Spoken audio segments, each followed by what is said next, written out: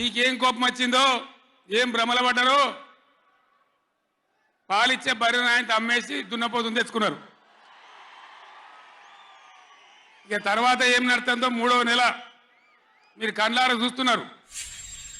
నాకు చేతనైనా కాకపోయినా నా కట్టె కాలే వరకు తెలంగాణకు అన్యాయం జరిగితే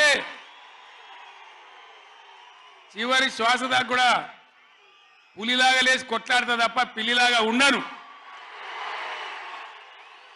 ఎట్టి పరిస్థితులలో 600 ఏ విషయంలో కూడా తెలంగాణకు అన్యాయం జరగనివ్వను.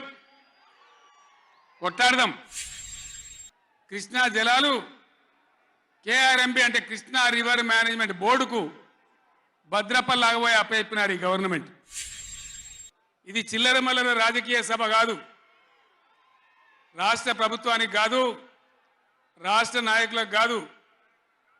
ఇలా నీళ్లు వంచడానికి సిద్ధంగా ఉన్నటువంటి బ్రిజేష్ కుమార్ ట్రిబ్యునల్కు కానీ, కేంద్ర ప్రభుత్వానికి కానీ, కేంద్ర నీటిపారుదల మంత్రికి కానీ, మన నీళ్లు దొబ్బిపోదామనుకునే స్వార్థ శక్తులకు కానీ ఒక హెచ్చరిక ఈ నల్లగొండ చలో నల్గొండ సభ.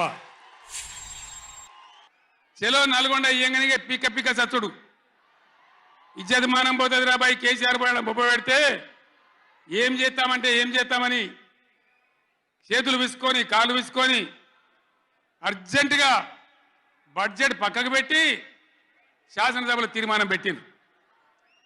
ఆ తీర్మానం కూడా చక్కగా లేదు. వాళ్ళ తెలివి సల్లారా